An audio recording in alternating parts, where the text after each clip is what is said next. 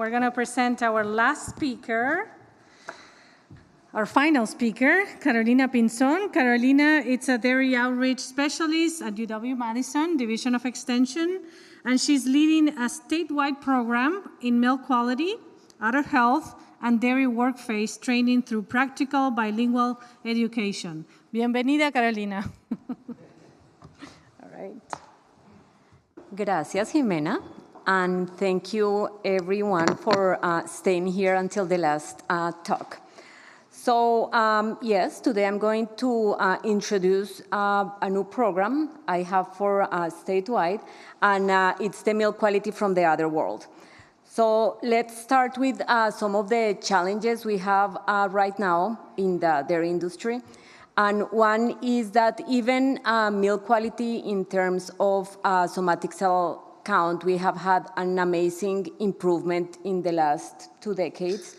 Mastitis is still a major economic and animal welfare challenge in Wisconsin and worldwide. The problem is not that there is not enough research. Like we understand very good about the pathogens causing mastitis, what are the best control strategies, how to reduce risk factors. Like the research exists.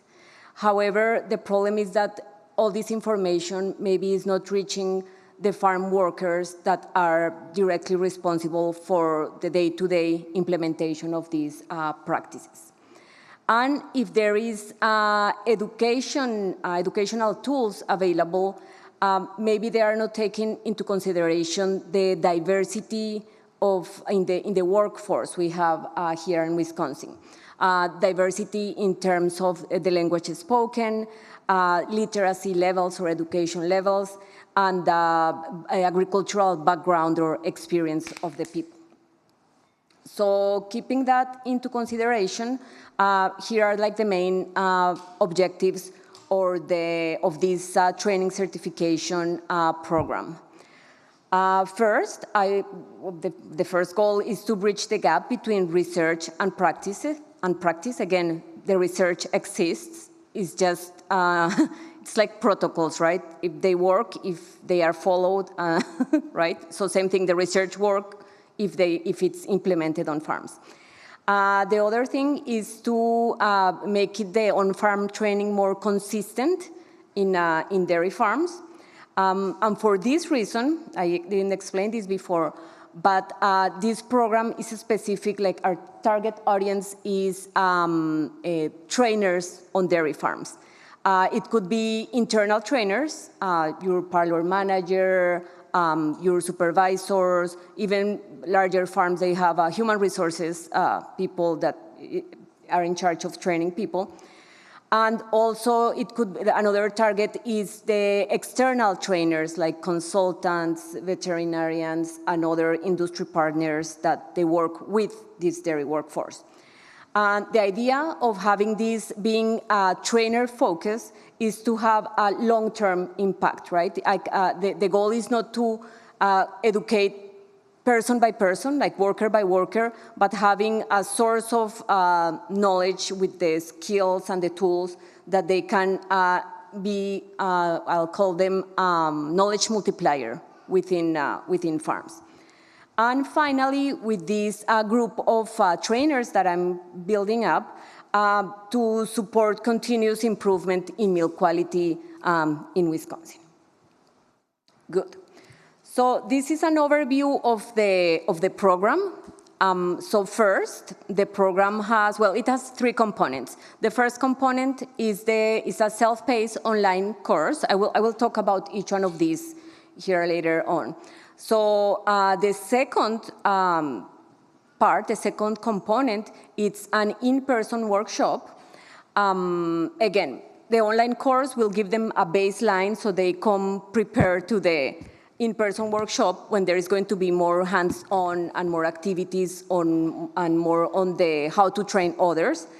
And finally, what I saw the need was like people will come to the trainings, but then they will get back to the farms with nothing in their hands, right? So the last piece of this puzzle, let's say, it's to provide some tools for on-farm training that they can take to the farms and use them with their teams. So let's go one by one.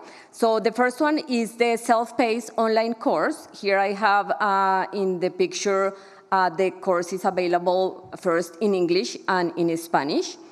You can see it on a computer or on your cell phone. You know, it's easy to access.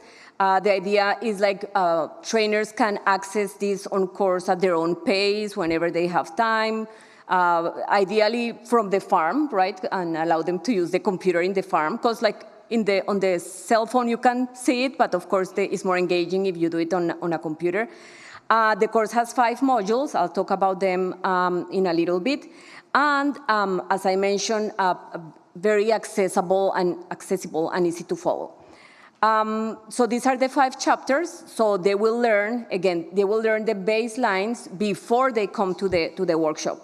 So the first is quality focus, and that is going to talk about the different chemical, physical, and biological properties of milk, so they understand like what is milk quality. The second one is about, it's called Udder Secrets, so it's all about udder anatomy and physiology, milk letdown and all these secrets. The third part, the third chapter or module, it's related to mastitis. So what is mastitis? What are the presentations, the cause, what causes mastitis, the consequences, the detection. That's like one of the most important things in the parlor, detection of mastitis. The fourth module is the parlor heroes, and on that one, it's all about the milking routine. And like throughout the whole course, the idea is like they understand like the why, right? Why they do all the different steps on a milking routine, not only how to do them or what to do, but more like the why, the reason, why it matters, what they do. And the last section, it's called a protective shield, and it's a summary of strategies to reduce mastitis risk, right? We cannot, I wish we could make it 0, but at least to reduce the risk. So the content is very interactive on this online course. For example, in this one, they can click in each one of these pluses, and they will have like the little definition and what are they important. Again, it's very simple language. As I mentioned, like these trainers also have their literacy level they are not PhDs. So nothing against PhD people. But it's very simple, easy to understand, easy to follow, memorable, so they'll remember the things they did. Lots of graphics. I must say that these graphics were made with BioRender, as many of the graphics we use nowadays. And, but the graphics help the different types of learning styles from people, right? So yeah, visual learner, sorry. The other one is like, this is another example of the interactive part. So they can click on each one of different questions just to review concepts, to understand different things. So let's say it's not about reading something or just watching a video, or this keeps them a little bit more engaged. And they all come to my class with the same knowledge, let's say, the same basics. The second component is an one-day in-person workshop. So during this workshop, it's a lot of hands-on activities. I'll explain what you see here in the pictures. So, for example, this is a plastic udder, homemade udder, made with a plastic caddy with 4 compartments, and then calf nipples as teats. And they use it to teach each other, like the how, the what, and the why they do it. So they make them more confident that they can teach this to other people because they are doing it with other colleagues. So lots of peer discussion, etc. Here in the picture in the middle, I have a very nice udder model. So we can learn like the different parts of why the teat canal is so important. We talk about how to give intramammary treatments, So many things we can see with this other module. Here you can see we talk about leg bands, we talk about teat plugs, how to take milk samples, like aseptic milk samples. Here on the picture on the right, you see we practice how to run CMTs.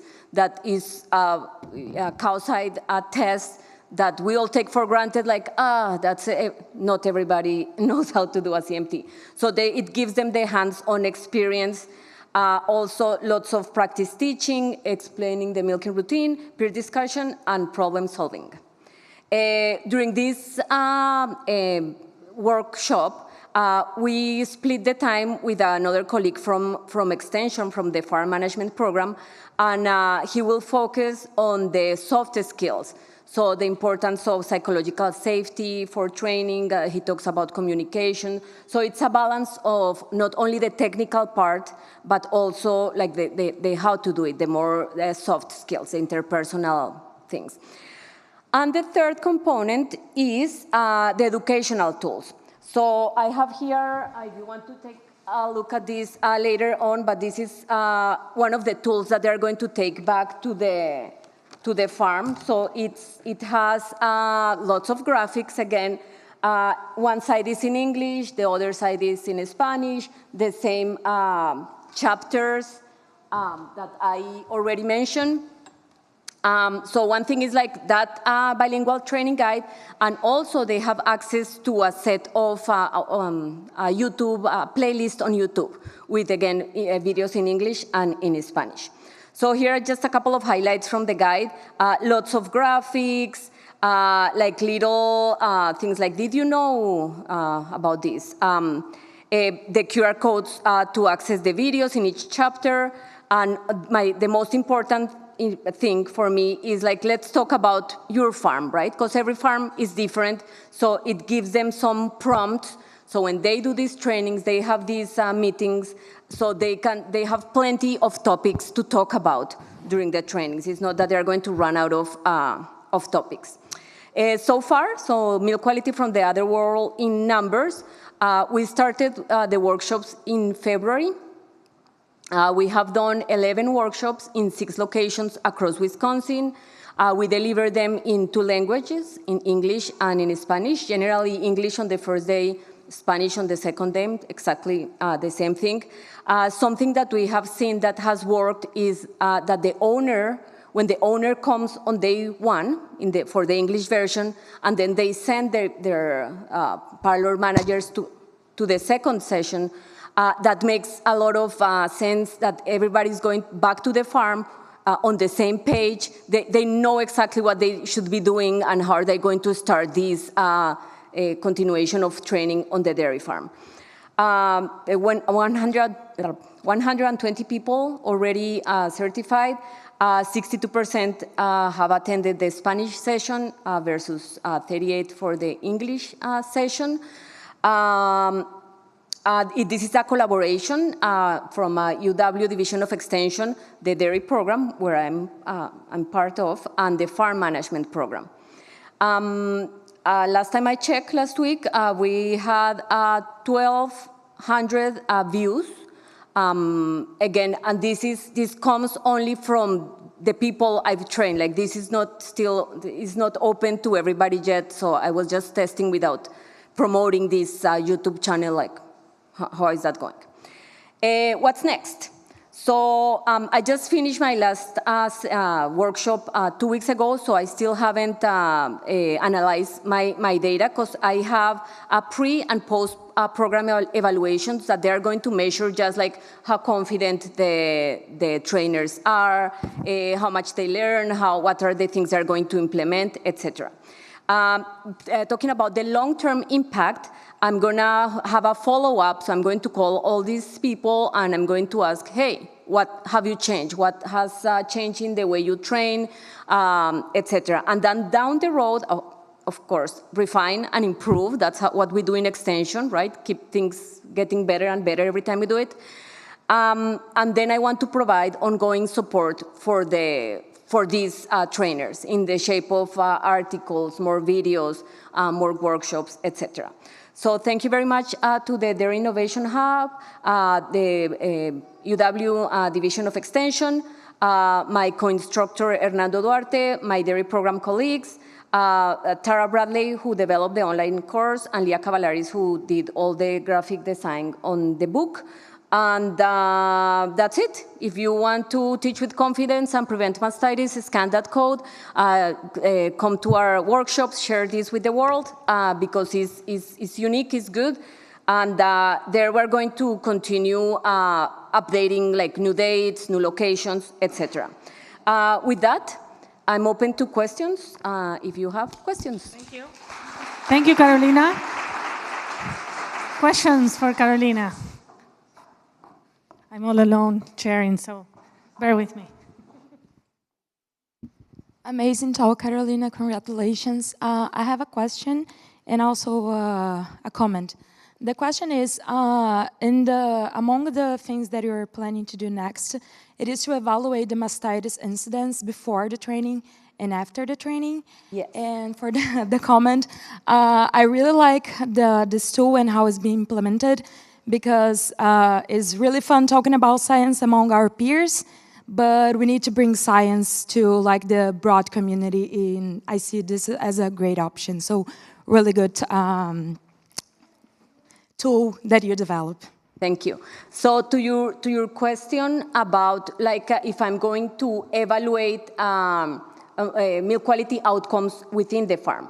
That's something I'm thinking like down the road. For now, the only thing I'm evaluating is, I'm gonna go one step back. Like I know Michigan State did a research like we check all the milk quality outcomes, somatic cell counts, clinical mastitis, mastitis detection, all that.